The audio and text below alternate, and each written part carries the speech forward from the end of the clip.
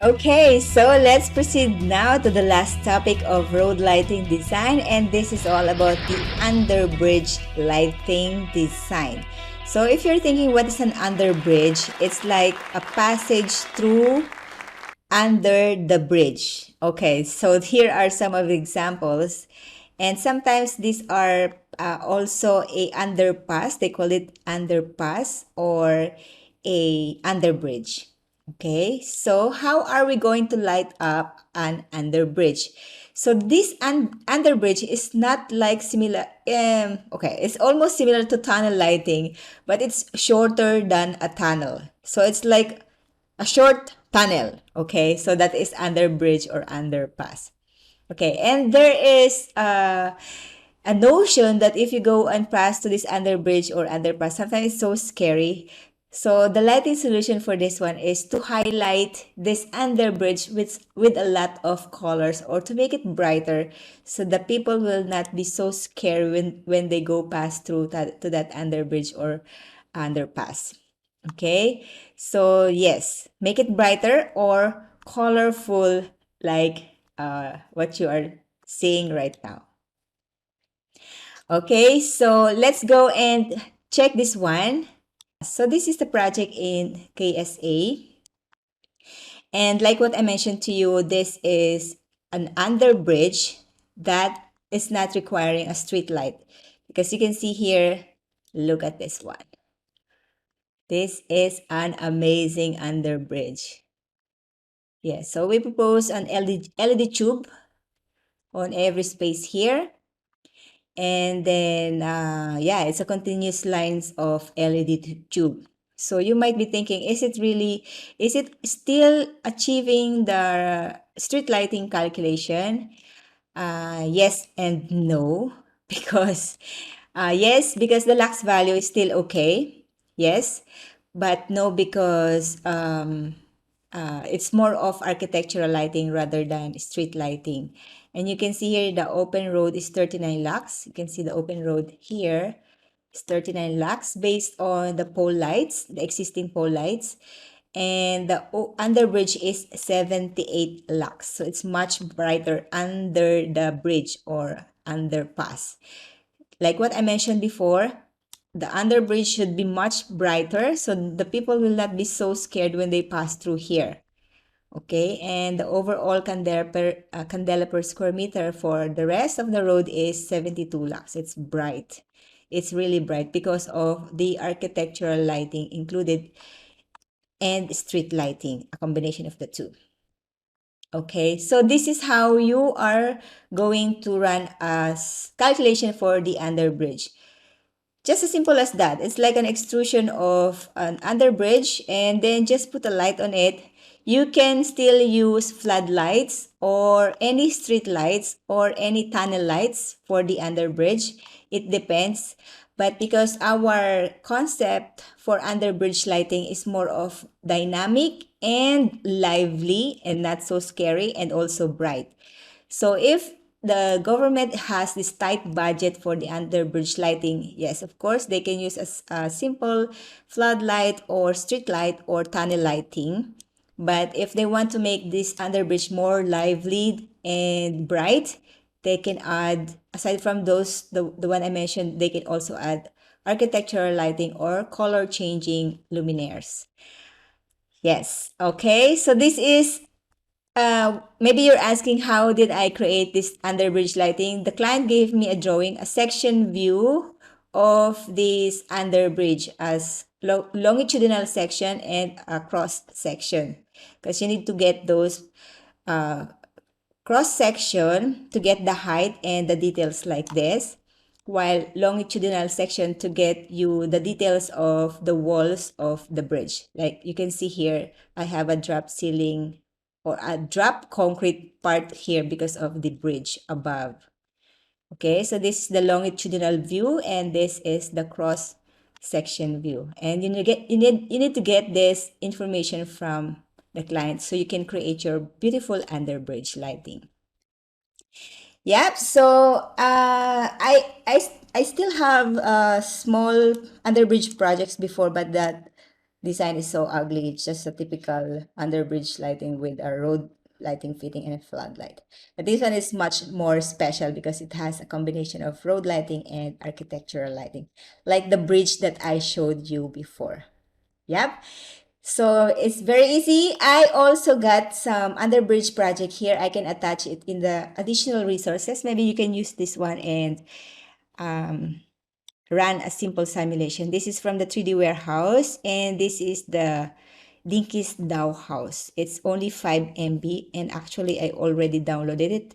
And here in the Pick and Planner, it's beautiful. And maybe we can run it, a simulation for this underbridge.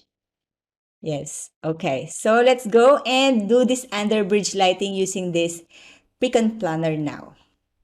Okay, so I'm opening a new Dialux Evo file, and then we will import that underbridge from the SketchUp.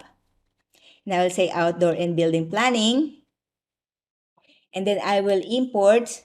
So what I did is I took this one and then open it in the Pick and Planner, and then file, save, export, and then geometry.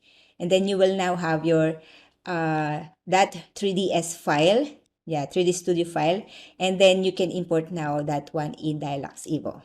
Okay, so let's go into it now. So file, import furniture files. I saved that one, the underbridge. Here you go. So yeah, it's a little curve and you can see it's here. So let's put some land or floor element. There you go. And let's check the dimension of this because maybe it is very small. Okay, so it's only 2 meters. And I think as per the design, it is, let me just measure it. Okay, just press this tape measure and then click on one point and also in this point, and it's 1.72 meters. Okay, I think that is wrong. So I edited the scale when I imported it. So I will just make this one as the bridge is usually 7 meters. So I'll just make this one as 7 meters. So to do that, I will just move my scale into, say, point. So the point is here, 3.31. And here is 26.57. And here is 24.75. So I just move the decimal point and then zoom extent. Okay, I need to adjust now my ground plane because it's now becoming very small. And maybe we can straighten the underbridge so when we lay out the luminaire, it's not hard for us to do it. So click on the object, rotate, and there you go. I think this is fine. Okay, let's go to the elevation view and check. Yes, so it's there now. And maybe we can add, oh, we need to move it up. Move and put it above here, or not really. Okay, like that. And we can add a people so we can see the proportion. So let's go and add one human and one car. Okay, so go to the object tab and then select. And then we will select one car and one human. Okay, so my favorite is Jeep Wrangler. So I'll place it here. There you go. Go to the elevation view. Oh, look at this one. So the Jeep Wrangler is so big. So we need to scale this one again. So I think this is 33.10. I don't think it's big. Now it's so huge. Okay, so if it's 3.10, let's just make it times 2. So 6.6. There you go. I think this is fine. And this one is 26 times 2. So let's just make it 55 just for the sake of this. And then this one is 25. So let's just make it 50. There you go. So let's go to the elevation view. I think this is now okay. Yeah, This is a little, okay. Let's just remove the material now because it's not looking good. Or maybe we can attach it again. Let's just add. There you go. Pick material and then adjust something. Oh, no, it's not good. Okay, let's just pick a regular material and make it a little lighter. There you go. And this one, this is a road. I don't think we need to add. No, it's not. So pick material again and make it a little darker here to make it a road. And another one here for this pavement. And a little lighter here for this pathwalk. And another shade here for the underbridge. And maybe another dark shade here for the column. All right. So I changed all the texture now. And whatever is this, I'm not sure. Let's just make it so white. Okay, there you go. So maybe this is a signboard. Okay, so now we have the underbridge and let's go and edit now the ground level again because it's again too small. Yes. So how are we going to light this one up? Well, of course, we need to make it more dynamic. So I'm going to suggest some either tunnel lighting or floodlight. And then here we can have a linear luminaire wall washing this area, or maybe to make it more not so costly, we can have a linear fitting pointing to this uh, area and then bouncing the light to the ceiling again and then bouncing to the room. So it will depend. So let's just try those linear fitting first. So I go to the light tab and then I will just select anything from my collection, any linear luminaire. Okay, so I selected this one and I will use now a draw alignment. I will just use this part so it will not crook when I place it in the object. And then I will select end to end and make this one as maybe 30 pieces. Okay, so 30 pieces spacing is perfect. And I'll open my photometric ray and then go to the elevation view and then move it here now. And I want to project this one to that inclined surface. Okay, and move it here. So the installation will be on the one side only. And let's check. Let's run a simple calculation for now and then calculate. Okay, it looks great, but let's create some calculation surface here to check if we achieve some lux value. So go to the plan view and then calculation object, create new rectangular calculation. I will just create it here. Yeah, there you go. And then I'll just adjust it later. Yes, it will be invalid. I'll go in elevation view and check if it's really on the top. Okay, so right click and then move. Maybe it's here. Yeah, so I can see, I'll put a false color and value that it's make it 0.1 from the ground. Okay, and then let's adjust it here. So the height, the size is 12.5. So I'm just going to make it 10 by, this is 45. So I'm just going to make it 40. And then place it properly here. And let's, oh, okay. All right. So it should not be 10, maybe 7 only. Okay. Adjust it there. Okay. The road lighting doesn't look great. Okay, because the roadway for a 2-lane should be 7.5. Maybe we need to adjust the size of this 3D and scale it as per the size of our road. So click on the material, the object tab, click on the tunnel or underbridge and then scale and then scale it. Okay, so maybe this one is okay. And then now let's go and adjust our calculation surface.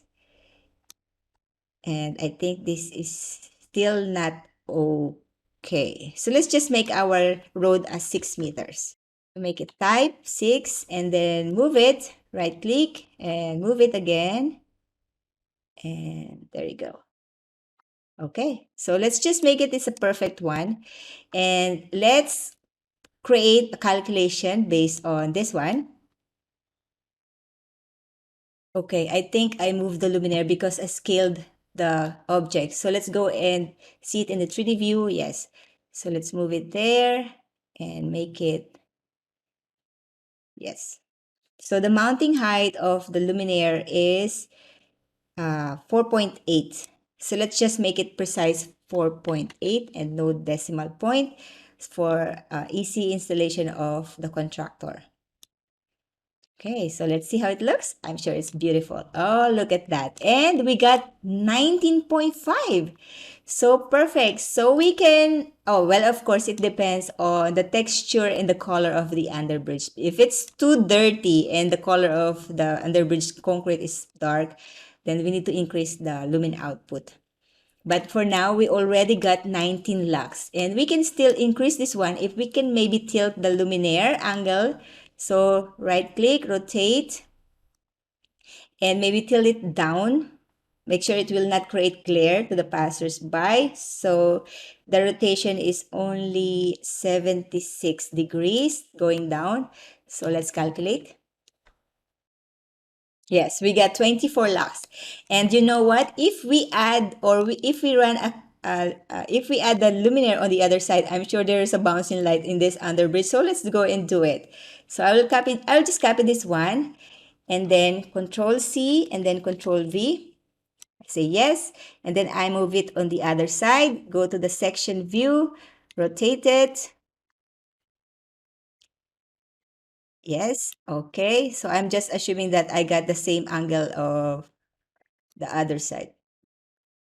Okay, the mounting height is similar to this one, 4.8. There you go. Okay, so the luminaire should be, okay, because I just reversed it. There you go. So let's go and run a calculation at now. Oh, look at this. We got 24.5 lux still. Okay, there's no more bouncing light. But it looks good. Look at this one. It's amazing. So that's how you're going to do an underbridge lighting. So if the client says, I want 50 lux, go and achieve more because I have a small linear LED floodlight. You can have a tunnel lighting luminaire or street lighting or a symmetric floodlight. You can use those one. All right, so I will leave this 3D object here in additional resources so you can use it on yourself. And that's it. So thank you so much for finishing this section and I'll see you again on the next topic. So that's it.